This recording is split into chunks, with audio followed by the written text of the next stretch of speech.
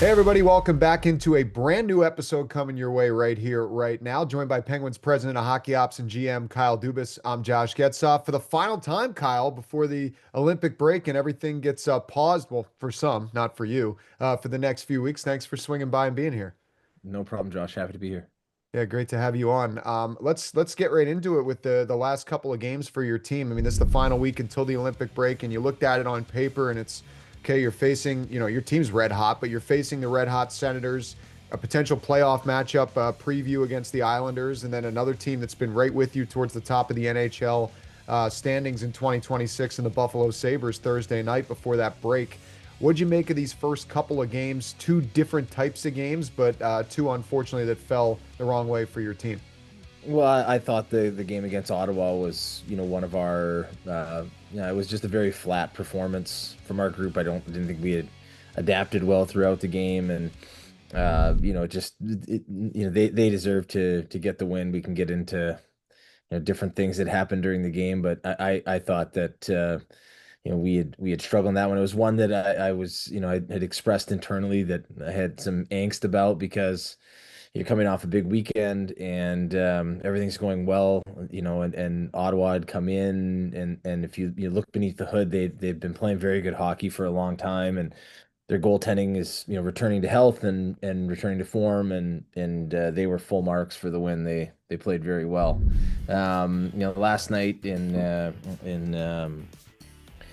Long Island or on Long Island, it was it's a tough one because I thought we played much better, but in the end just couldn't get it across the line at number of different leads throughout the game, and it's another area where we have to continue to work and improve and get better if we're going to really reach our potential this year, and one more game before the break and then be ready to roll.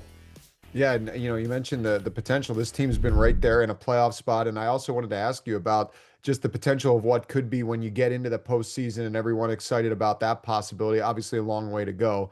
But when you talk about this past weekend, there was a team that got in, went all the way, won it all. The 2016 Cup champs were in town. From your perspective, I'm curious, Kyle, did you kind of stand back and watch and observe and see how everything went down? Were you around those guys? Did you get to spend time? I know you and Jim Rutherford have a relationship. What was that kind of like? My view of it was I think when in I really wanted to attend the hot stove session, because I think when you have a chance to see all those groups of teams that have won together in the past, and something that we're aspiring to do, I think you learn about the camaraderie and everyone has seen the games on the ice, but I think those stories of when they're together, and they bring back memories of what led to them, going from a team that started off the year struggling to becoming a champion and then a champion twice. And I think it's in those moments, especially when the players are a bit removed, or they've got a little bit more freedom to kind of be open about their experiences and what happened, that you could, for someone in my position, you could really learn a lot from that. So that to me was great. But in terms of obviously around the players at the rink, and we thought it was important to have them come down to the dressing room after the game and be around the players and the staff, and you just see very quickly how much love they have for one another, and how much that season in particular meant to them, because it carried a certain level of adversity early in the year, coaching change, Sully coming in, number of changes through the year, and then they obviously found their way to becoming a championship team. And the interesting part for me was listening to the integration of the younger players, into the group, like Rusty and Connor Right. Sheary. Obviously, I followed that group closely because we had Matt Murray and Sault Ste. Marie, and I've got a great relationship with Matt, and he played a very prominent role in that as well. And it's we're trying to do that here as well with Ben Kindle. We've had Rutger McGroarty on the team, Ville Koivunen, Harrison Brunick, Owen Pickering, Sergei Murashov. Those are just the younger guys that have played this year that we're trying to push to take that same step, right? And so it was a really valuable experience for me. It was awesome to see the level of love that the fans have for that group, and I think even more than that, the level of love that they have for the fans in the city of Pittsburgh and for the Penguins. Yeah, it was a special weekend. That was obviously a lot to take in and a lot of great memories that came back. Not an easy transition from that, but there was some big news that came out as far as the Penguins are concerned here on Wednesday regarding one of your defensemen, Caleb Jones. I'm just wondering if you can kind of give us a little bit of insight into what the situation is with him and what the next steps are for the defenseman. Sure. Well, Caleb obviously had the ankle injury, which required surgery in October, and on on his during his rehab, I think he, as players are entitled to in the CBA, sought outside provider of different treatments and such, and he is tested positive under the performance enhancing drug agreement between the NHL and the NHLPA. And so, Caleb will serve a 20-game suspension. He was obviously injured during his rehab game in Wilkes-Barre. Now he's rehabbed that injury and is back to health. And he's been very open with us about the whole situation from the beginning, and worked with us and our staff. And the NHL has been great in communicating with us. So, I don't believe it was anything done on Caleb's end, of a nefarious nature. I think he was attempting to, take treatments which a lot of players take, but he accepts full responsibility for that, and so we'll continue to work and support with him once he's able to be allowed back in our facility. I think that will come midway through March, but it's unfortunate, but I think it also serves as a great lesson for others to always be mindful of all of those different things, treatments, substances, etc. And I just appreciate the way that Caleb handled it, very forthright with us.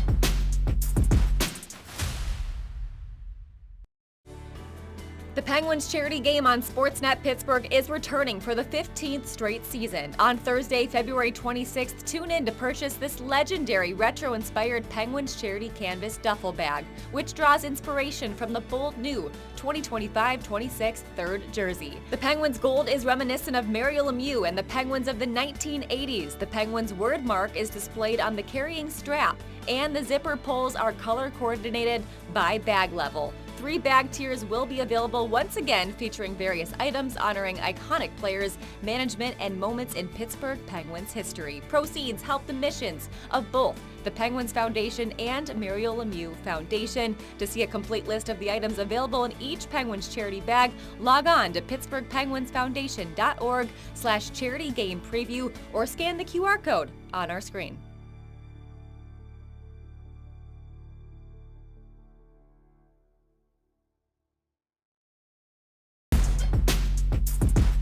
Welcome back. Well, Kyle, one of your big additions this past summer, literally, Anthony Mantha, north of 6'5", north of 200 pounds, and filling the net this season. He's got 20 goals after the opening goal on Long Island in the loss to the Islanders on Tuesday night. One, it's nice to see the goal scoring, but two, this is a guy that tore his ACL last year and only played 13 games. He hasn't missed a game, knock on wood, yet for you guys this year. What do you think, were some of the attributes that attracted you to a guy like Mantha, and how has he performed compared to where you kind of measured him out going into this year? Well, I think the things that attracted Anthony Mantha are the combination of the size and the talent. He's always had that. He was a high draft pick, well over a decade ago now. And throughout his time, it's been Detroit, Washington, Vegas, Calgary. He's flashed that potential, and I thought last year at the beginning of the year before he got hurt, he was playing very well for Calgary, and then with where we were at heading into the summer, we had really keyed in on Anthony as someone that, with his talent level, that we could, because he had come off the injury, that we could assign to an incentive laden deal and give him a great opportunity here with our group, and give him the chance to take advantage of it. He's in his 30s now. The opportunity for him was paramount because from what he was coming back from, and some guys never find their form when they come back from that type of injury, missing a full year, especially at that age. And so with Anthony, to me, it was just about the fit at that time. We wanted to bring in greater size and talent. We'd done a lot of work on him. Andy Sochier and Jonathan Ehrlichman and the staff internally and getting ready for free agency. And then when free agency opened, it was just a process of, him sorting through his options and then us finding the right mix of guaranteed salary and then the incentive structure because he was eligible for that based on his injury and coming back. So it's worked out extremely well. Yeah, he's been impressive literally from the get-go for the Penguins, continues to score for Pittsburgh. But speaking of scoring, no one on the Penguins has scored more in year 2026 than Egor Chinakhov. And I gotta be honest, Kyle, I think we're gonna start seeing a lot of old Jake Gensel jerseys with the duct tape on the back of the last name with Chinakhov written over it because he's picked up a quick cult type following here in Pittsburgh. But I'm sure when you think about what he could be for your team, this is exactly what you imagined. A guy that unlocks that scoring ability and fits into your top six and starts to shoulder a bigger load. But what do you think about just the ability for him to come in here and do all of that? Because whatever was happening in Columbus, obviously it wasn't working. He's found a new lease on life here.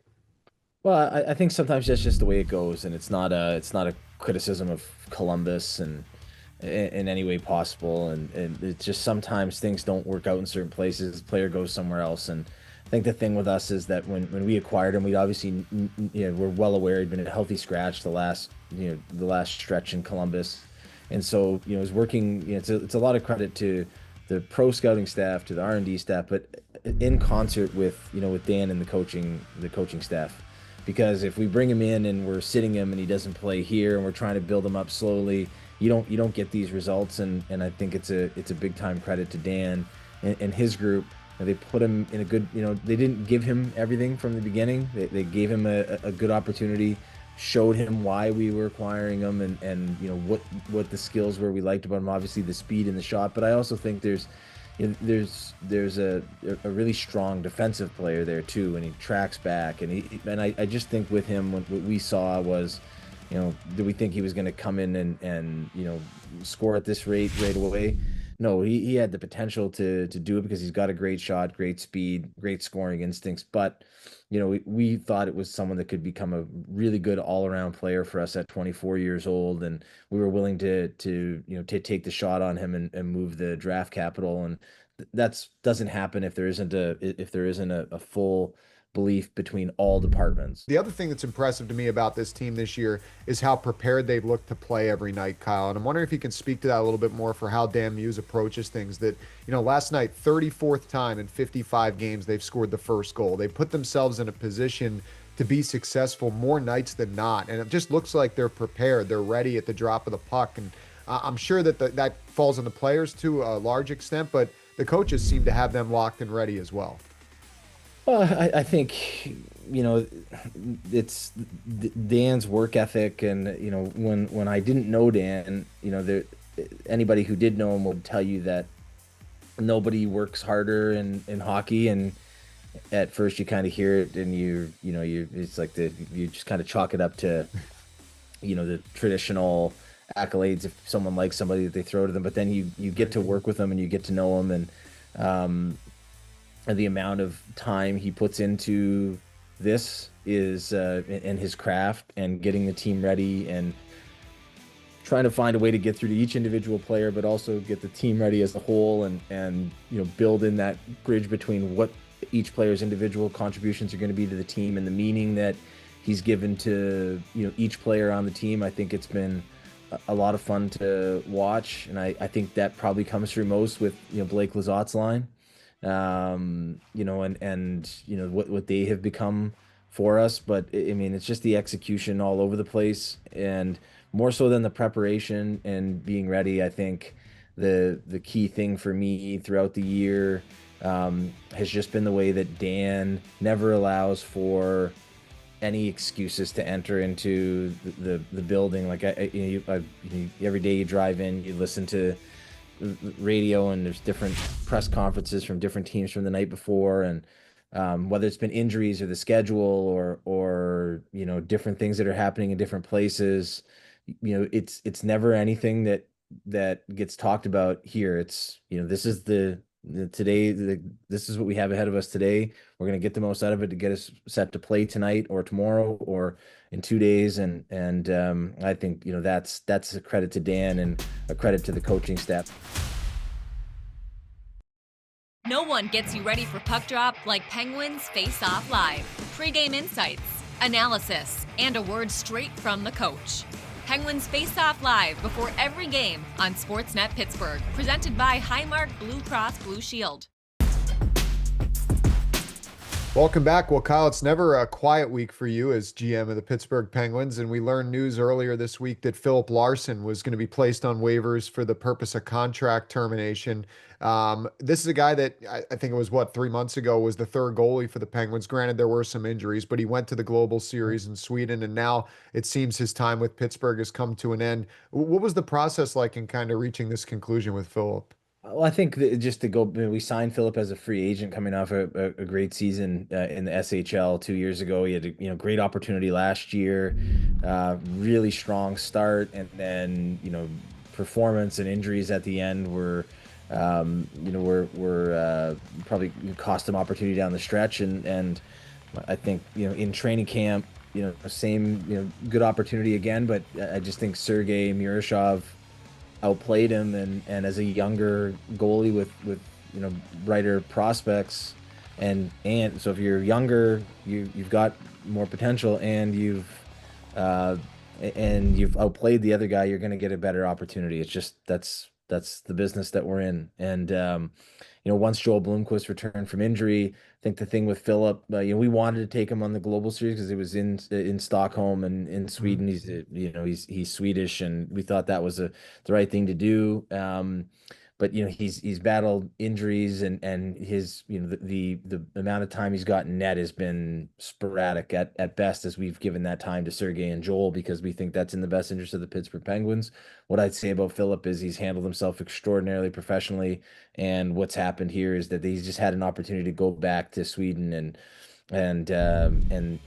take the reins of a goaltending position there, and given all of that, I mean, it would be unfair of us to keep him around as depth in the event of an injury or anything like that. So I would just think it's the right thing to do for somebody that has handled themselves extremely well, good person, and we wish him very well, and I think his experience here will serve him well as he carries on his journey. So he leaves the Penguins and Wilkes-Barre Scranton, who at the time of our conversation are in second place in the Atlantic Division, behind the Providence Bruins. They just got Tanner Howe back, and not too long ago, a guy that we've talked about on this show a few times, Emil Pieneniemi, came up and joined the fold there. He got his first point not too long ago. Howe played in his first professional game, and it's been a long road for a guy that I know you and many in the organization think extremely highly of. Just kind of a two-parter with those two guys. What'd you think of Howe's return? Obviously, a first step in a long road back, and then Pieneniemi after a bit of a twisting road this year for him to come back to Pittsburgh to now be in the American League. Tanner Howe, I mean, I don't know that there's anybody in the organization that has more fans and people that want to see him succeed. Just obviously a really tough injury last year in the playoffs for Calgary in the Western League, and ACL repair, and just grinded his butt off at a level that I think will always carry a certain amount of reverence, and was kind of banging down the gate to get back and playing, and how. So you're just happy with someone like that, with that type of character and work ethic, that they're able to, especially with the type of player he is, that he's going to have to always have that, and he certainly does in spades. That's why we drafted him where we did. I thought he got an assist. I thought he played very well in the game. I did not expect that. That you're coming back after not playing for a long time, and usually the result is you empty the tank early and then you're struggling to get it back. I think it's going to take him a while to build that up, but I was very happy for Tanner just to see him back out and playing. Emil, obviously it was a bit of a public saga early in the year. And finally, he had elected to go to Wheeling. Good experience there with Ryan Papuano and the coaching staff in Wheeling. And then, just as we've had different things happen with Wilkes, I think Jason Spezza and Amanda Kessel just wanted to have him get that opportunity and get rolling. And I think it shows the value of that developmental model where if you're not quite ready at the beginning, you get to Wheeling, get to the ECHL, get you up and rolling, very program developmental plan once you're there, and that's served him well. The road to puck drop begins on Penguins Tonight. A first look at the latest game news, stories from around the league, and so much more. Penguins Tonight, 1 hour before every game on SportsNet Pittsburgh. Presented by Morgan & Morgan. I don't know if you've ever been before, but what do you expect as far as just the experience, just the whole Olympic experience? The hockey's the icing on the cake, obviously. I'm just very fortunate, and our family very fortunate to be able to have the chance to go and play a small role in this. It's been a great experience that I think I've learned so much from the other members of the management team, the coaching staff, and then last year at the Four Nations and the World Championships, the players, and I think it just serves to, in the end, help me and then thus help the Penguins. So, but I've never been to the Olympics, never been to Italy, so this is all very new for me as well, and just one of those opportunities that if you're very fortunate and lucky enough to have, that just want to go and enjoy and take advantage of and learn as much as I can and enjoy it as much as we can as a team and as a family, and look forward to getting back after and getting back at it with the Penguins. Last thing for you, and then I'll let you go off into the Buffalo sunset and the Olympic aftermath. For the organization, obviously your focus is going to be on the Penguins, then Canada, then back to the Penguins. But when you guys come back from the Olympic break, it's essentially that game against the Devils. You're talking 10 or so days until the NHL's trade deadline. And this team has put themselves in a playoff position as you and I sit here and talk right now. Is there any plan organizationally that's been kind of formulated yet? Is it still a little fluid? How do you guys take that approach? Oh, no, I think we always have the plan, Josh, but the plan, it won't change. It'll be, to continue to do the types of things that we've done, from the beginning of the year to now. I think we've added 4 NHL players to the roster, with going back to, Stuart Skinner and Brett Kulak, and then Egor Chinakhov, and then Ilya Soloviev. So we're always, our primary focus is trying to find players in that, in their mid-20s, in their, not necessarily the standard rental fare that get a lot of publicity during this time, which I totally understand and I get. If we get a little closer to the deadline and the team continues to play the way that it has, I think we're not opposed to looking at anything. But our goal every day, even when it's not as obvious to the outside, is to always be trying to improve the team and better the team. And some deals it's a little bit more obvious than others, and others they can cause people to scratch their head. But I think with where we're at, we're continuing to want to support the group with pieces that can be a benefit to the team, now, but also continue to grow with this group as we do that. So that the plan, won't truly change. We're going to explore every possibility and turn every page and flip over every stone we can to try to continue to move the program along. Well, we'll look forward to seeing all that. That's not that far away, although a lot's going to happen between now and then. Kyle, thanks as always for this. We'll talk on the other side of the Olympics. Enjoy the experience, and we'll see you in late February. Thanks, Josh.